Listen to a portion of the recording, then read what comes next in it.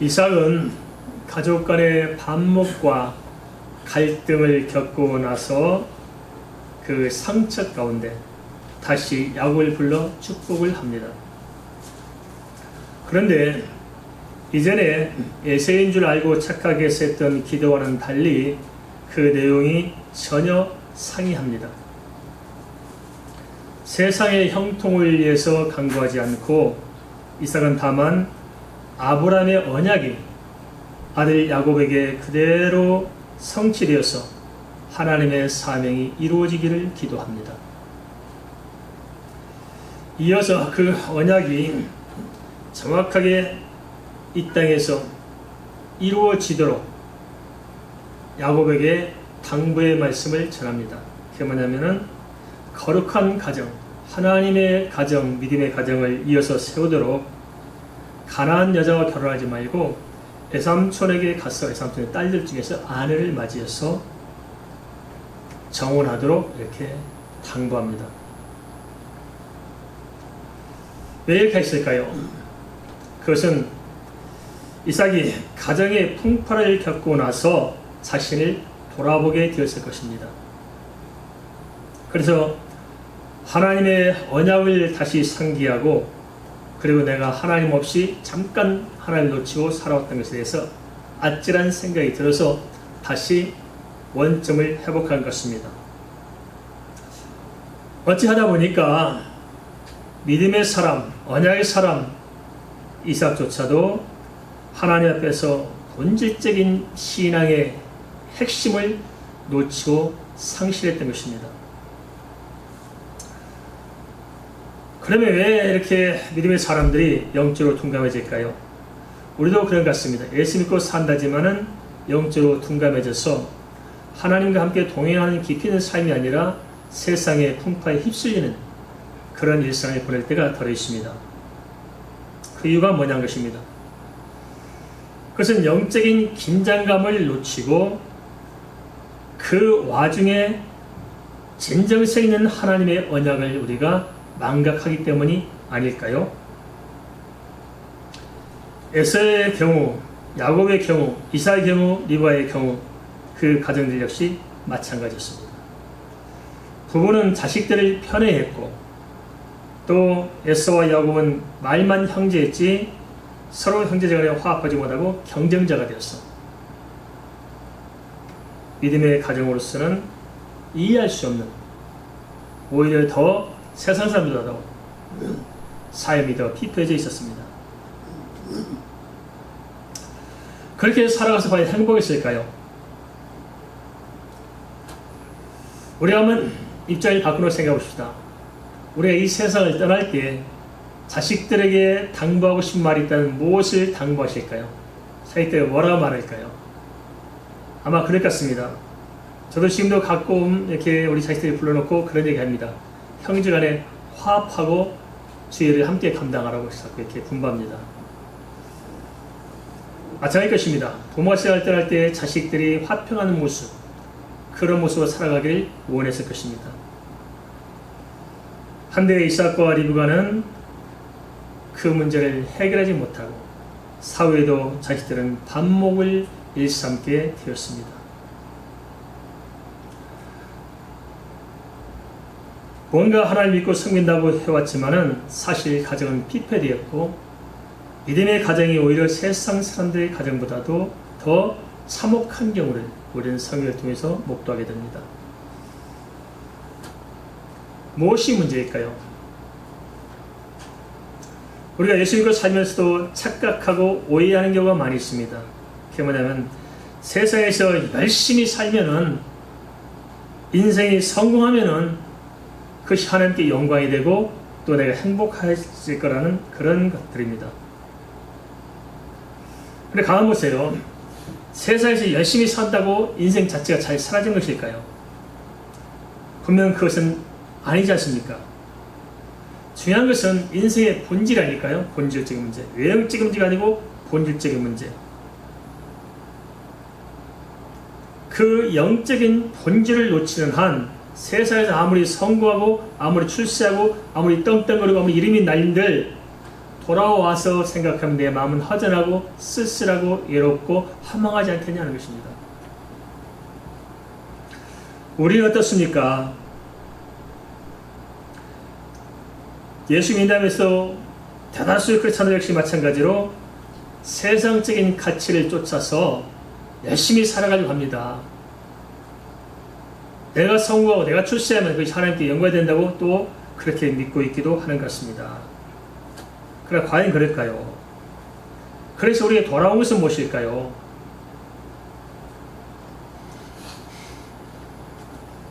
어찌 보면은 가보면 냉철하게 보면은 세상의 성공이 오히려 우리에게 인생 자체를 실패하게 만든 경우가 얼마나 많습니까? 한국에 좀 유명한 사람들 살펴보세요.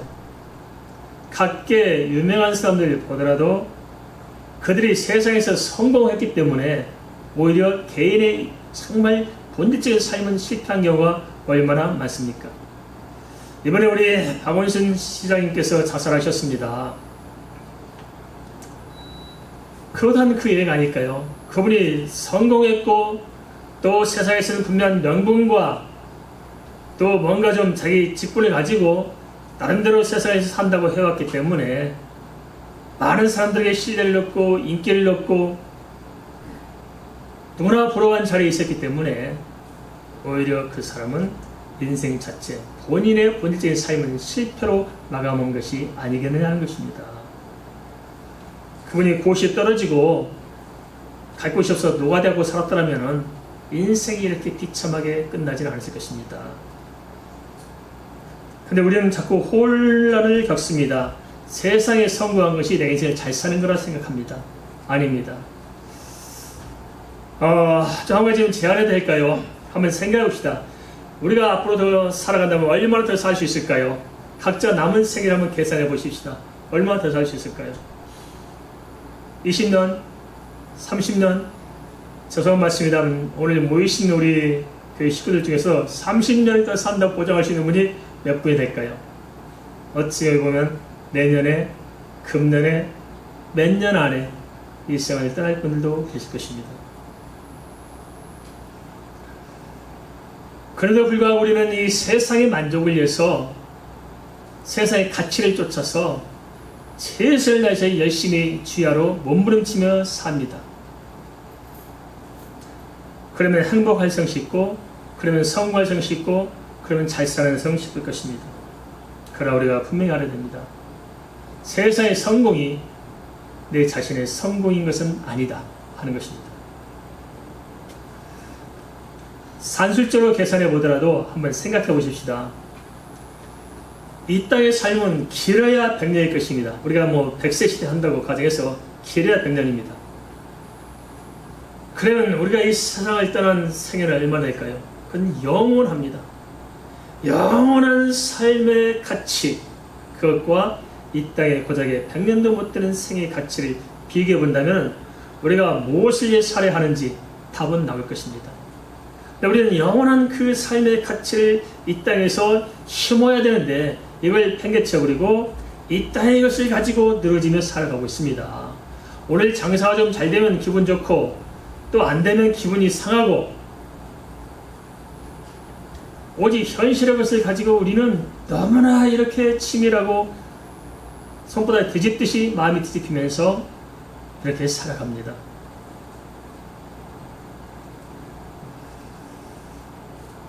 진정 중요한 가치가 무엇일까요? 우리 크리스찬으로서 믿음으로 산다는 것이 무엇일까요?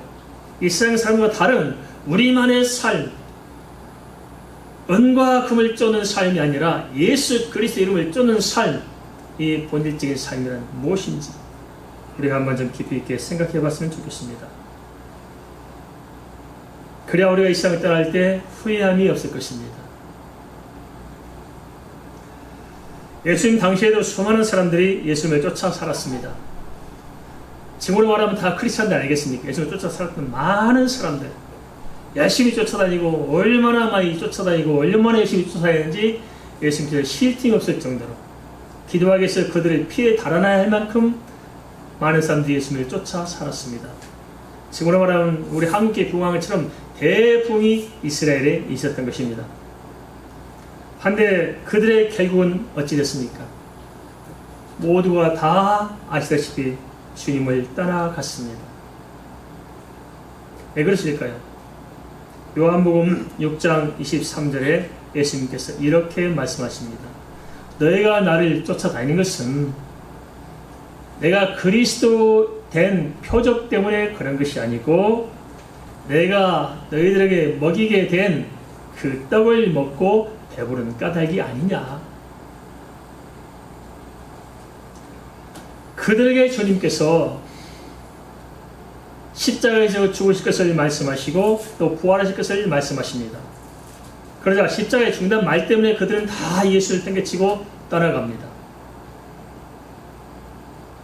비본질적인 것을 바라보고 있음을 쫓을 때는 열심히 쫓아왔지만은 진짜 본질적인 이 세상의 모든 흑암을 깨뜨리고 영원한 구원의 길을 열어내는 예수의 그 본질적인 십자가와 부활을 이야기할 때는 사람들이 다 떠나가고 맙니다.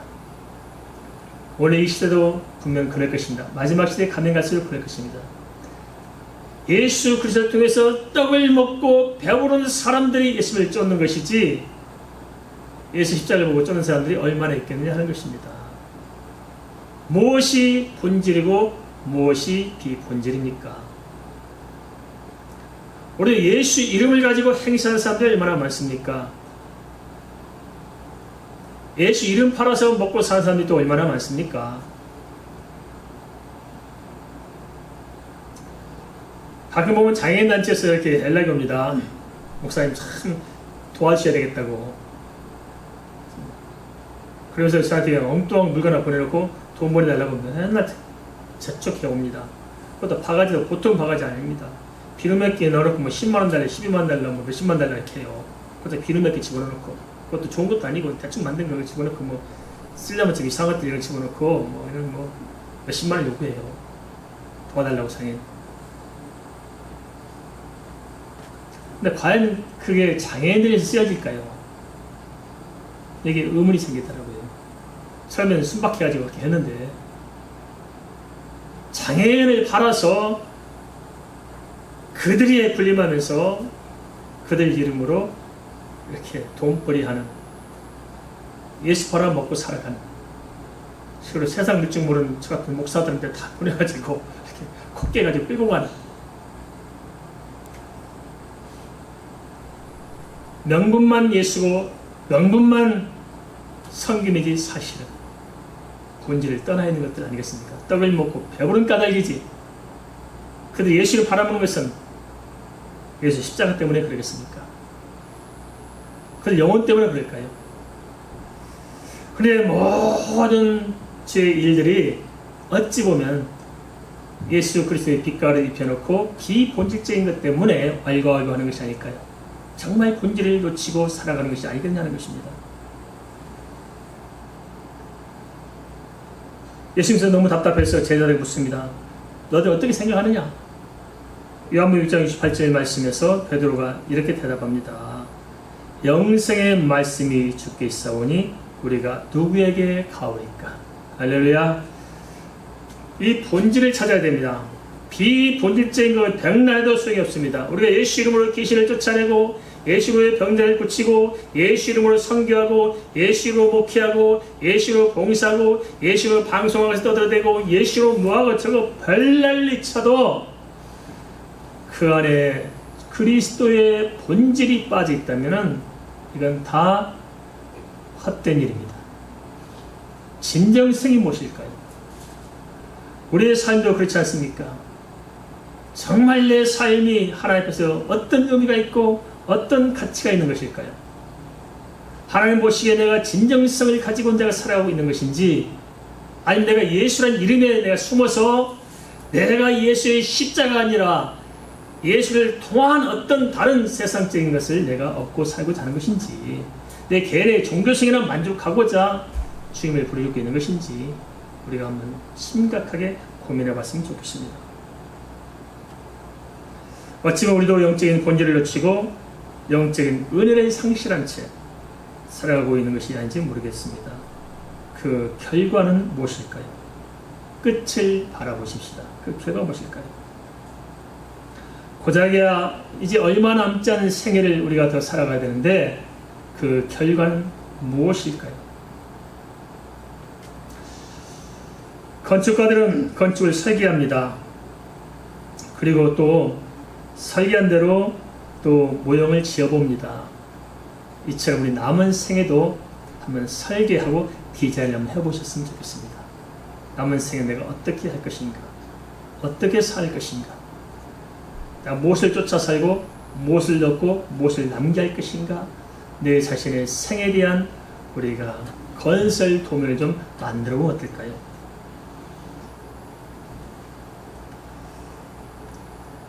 세상 일에 누구나 다 성실하며 살아가지만은 돌아보면 다 지난 것일 뿐이고 헛될 뿐입니다. 그러기에 우리는 앞서 성도로서 크리스천으로서 주의 은혜로 살면 족한 줄 믿습니다. 주의 은혜로 사십시다. 무엇을 쫓아 살아야 되느냐? 베드로전서 1장 9절 말씀, 믿음의 결국은 영혼 구원이 있다고 알려지고 있습니다. 이 땅에 잘 살아놓고 영원히 구원받지 못한 인생은 다 껍데기에 불과할 것이고 후회에 막심할 것입니다.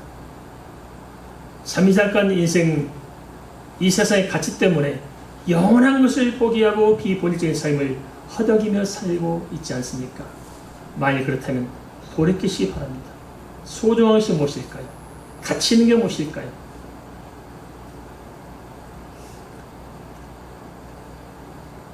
그래서 우리는 내 삶을 좀 깊이 들여다봤으면 좋겠습니다. 다 자기는 잘 살고 있는 것 같고 바른 것 같고 똑똑한 것 같고 잘난 것 같고 다 온전한 것 같고 다 아는 것 같고 그렇죠. 옳은 것 같고 그렇죠. 아닙니다. 하나님 말씀 앞에서 나를 비춰봤으면 좋겠습니다.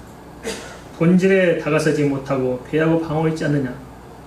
냉철하게 내 자신을 들여다보시기 바랍니다. 저는 목사지만들 이것 때문에 고민합니다. 설교마다 하는 게 많이 기도합니다. 하나님 정말 이게 진정성 있는 것입니까?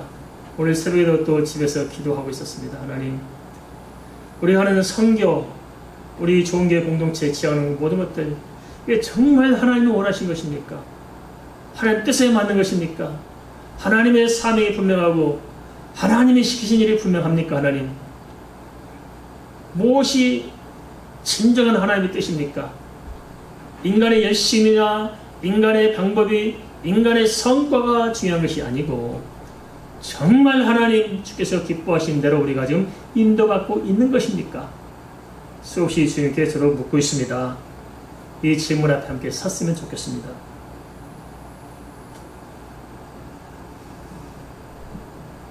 그러한 시행착오를 예서가 잘 보여주고 있습니다. 예서는 아버지가 야곱을 대하는 것을 보고 자기는 아버지의 눈에 들기를 원했습니다. 그럼 어떻게 될까요? 우리가 정말 이러한 내 삶이 회복이 되고 본질을 회복하려면 어떻게 해야 좋을까요? 그런데 그것을 풀어내지 못하고 자기 한계 속에서 자기 방식대로 풀어갑니다. 에서는 본처인 이방 여자들이 여러 명 있었잖아요. 그런데 또 다시 아버지 형제인 이스마엘 집에 가서 그 딸을 데려다가 아내로 삼습니다. 이것이 과연 본질을 회복하는 방법이 있을까요?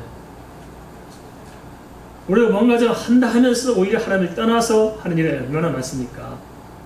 하나님을 산다면서도 오히려 하나님을 위해 살지 않고 내 명분을 위해서 살 경우, 내 편한 생각을 위해서 살아가는 경우가 얼마나 많으냐는 것입니다. 이래도 안 되고 저래도 안 되고 본질을 떠나서 얼마나 방황하고 있습니까?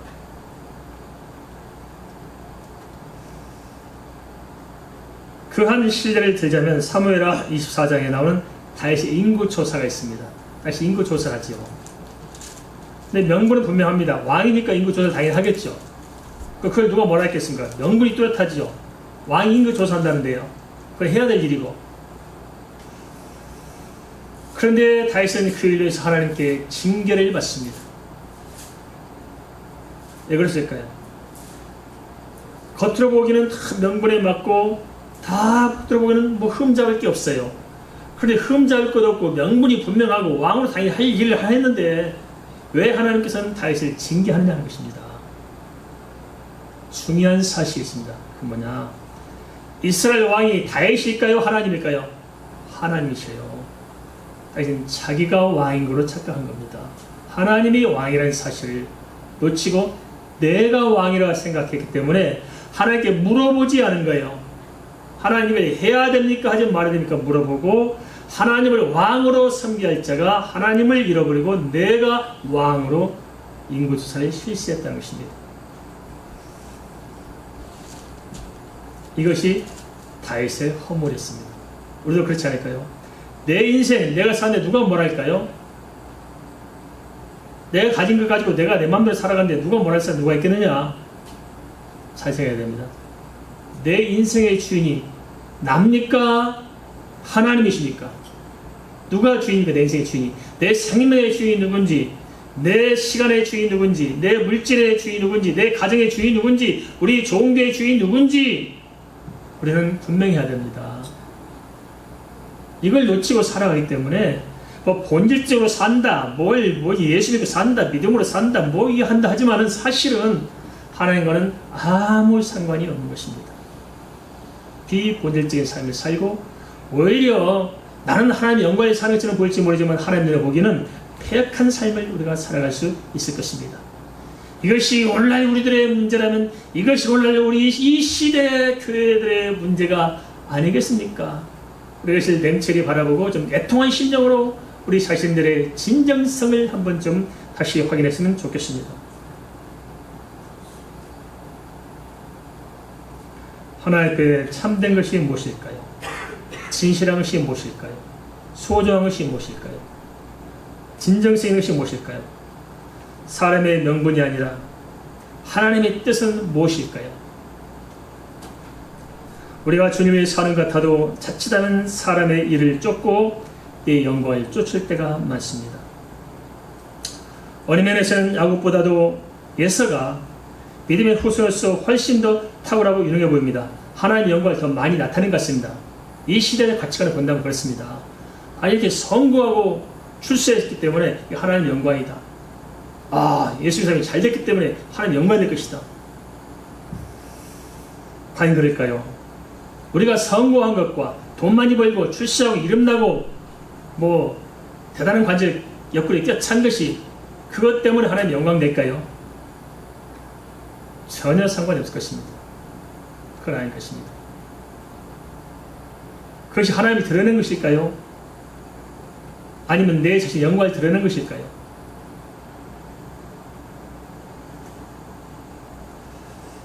분명히 말씀드리지만은 예수 믿는 것은 은과 금의 문제가 아닙니다.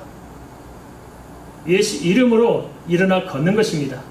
본질적인 패러다임이 바뀌는 것이지 피상적인 걸 가지고 색깔을 바꾸는 것이 예수 믿는 것이 아닐 것입니다. 죽은 생명이 살아나는 것이고 이 땅에서 영원히 멸망을 인간이 이 땅에서 하나님을 알고 만나고 영생의 소망을 갖는 것 아닐까요? 내가 죽어지고 내 안에 주님이 사는 것이 아닐까요? 슬픈 일을 만나든 기쁜 일을 만나든 성공하건 실패하건 모든 순간순간 내 살을 가지고 하나님께 나가는 것이 하나님의 영광이 아닐까요? 작은 것이라도 하나님께 감사하고 내가 세상에 잘나고 똑똑하고 성공하고 부자가 될지라도 그것이 아니라 내 마음을 하나님께 두고 살아가는 것이 아닐까요?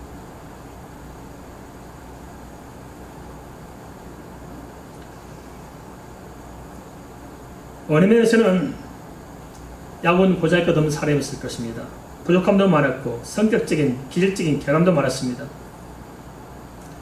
그래서 세상적으로 보면 예서가 훨씬 탁월해 보였지만은 그러나 본질적인 문제를 가지고 접근할 때는 에서의 삶이 아니라 야곱의 삶이 훨씬 탁월했습니다. 왜냐? 본질이 달랐던 것입니다. 에서는 세상에서 부귀를 쫓고 자기의 영광, 자기 만족을 쫓아 살았지만은 야곱은 부족하고 약했을지라도 하나님의 언약 속에 들어와서 그 언약을 쫓아 살았던 것입니다.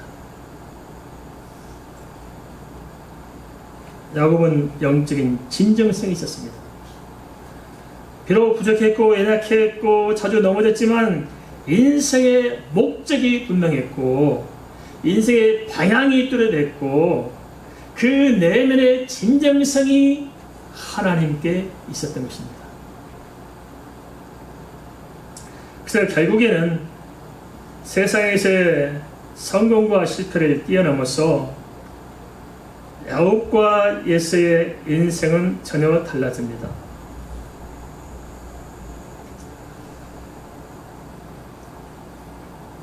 우리의 인생도 좀 다시 보십시다. 세상적인 가치를 가지고 표면적 드라마를 가지고 내가 성공했냐 실패했냐 보지 마시고 내 자신의 내면적인 가치를 다시 생각하고 내 본질 삶을 한번 들여다보십시다.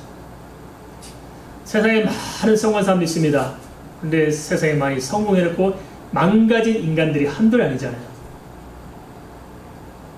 동네 밖에 나가면 떠들썩하고 성공한 사람을 칭송받고 인정받지만은 아파트 문을 열고 들어와서 가정 안에서는 피그렛나게 싸우고 원망하고 갈라서고 반목하며 차갑도록 얼어붙은 삶을 사는 사람들이 어찌 한둘이겠습니까? 무엇이 진정한 인생의 삶일까요? 참된 성공은 하나님 앞에서 성공해야 됩니다. 믿으십니까? 하나님 앞에 성공하십시오. 막판에 총체인 결론은 달라졌습니다. 에서는 어리석은 자의 표본으로 남았지만은 야곱은 갈수록 변화되고 성숙해지며 결국 언약대로 이스라엘 12지파를 태동하는 민족의 시조가 됐습니다. 원래 이스라엘이라는 이름이 어디서 생겼습니까? 야곱의 이름에서 생겼습니다. 하나님께서 야곱을 이스라엘로 바꾸셨지 않습니까? 그 이름 거기에서 야곱의 자식들을 12아들을 통해서 이스라엘 민족이 태동되었고 한 개인의 이름을 나라 이름으로 지금까지 사용하고 있지 않습니까? 이것이 바로 하나님의 역사요.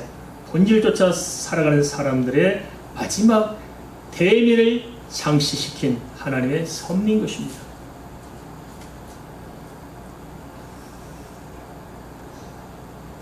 우리는 그 일을 분명히 알아야 됩니다. 그건 뭐냐? 인생의 본질을 쫓아 하나님께 마음을 두고 살아간다면 그 연약하든 어찌하든 상관없이 하나님께서 우리 모든 삶을 총체적으로 인도해서 결국은 하나님의 영광을 나타내 주시기 때문에 그렇습니다. 잘 산다는 것은 무엇일까요? 세상에서 성공하면 잘 사는 것일까요? 본질적에서는 무엇일까요? 지금이 아니라 우리가 마지막 세상을 떠나는 그 자리에서 인생의 후회함이 없어야 잘 사는 것이 아닐까요? 그래도 불구하고 우리는 예수 믿으면서 예수 이름을 빙자해서 얼마나 많이 우리 자신들의 명예를 충족시키려고 하고 있고 예수 팔아서 우리 자신의 종교성을 만족하려고 하고 있고 예수 이름으로 온갖 헛된 짓을 하면서 그것이 마치 주의 이름 것처럼 떠벌리고 있습니까? 모든 이선과 가식과 이 착각과 오해에서 좀 우리가 벗어날 수 있습니다. 신앙은 진정성이 중요합니다. 진리는 진실 위에 세워져 있습니다. 우리가 혹시라도 겉들고 있다면 다시 한번 본질을 회복해 나가십시다. 본질을 회복하는 성도, 본질을 회복하는 교회, 본질을 회복하는 사역, 본질을 회복하는 선교, 우리가 다시 한번 본질을 찾아가야 합니다. 무엇을 가지고 사느냐 하는 것도 중요할지 모르지만 더 중요한 것이 있습니다. 그래서 우리가 하나님 앞에 지금 어떤 사람으로 살아가느냐 하는 것입니다. 이 사실을 마음에 깊이 새겼어. 절대 남은 생에는 헛되이 살지 말고 본질에 충실해서 하나님 앞에 영광스럽고 하나님의 이기한 역사가 일어나는 그런 삶의 자리에서 살아갈 수 있기를 주의 이름으로 간절히 축원을 드립니다.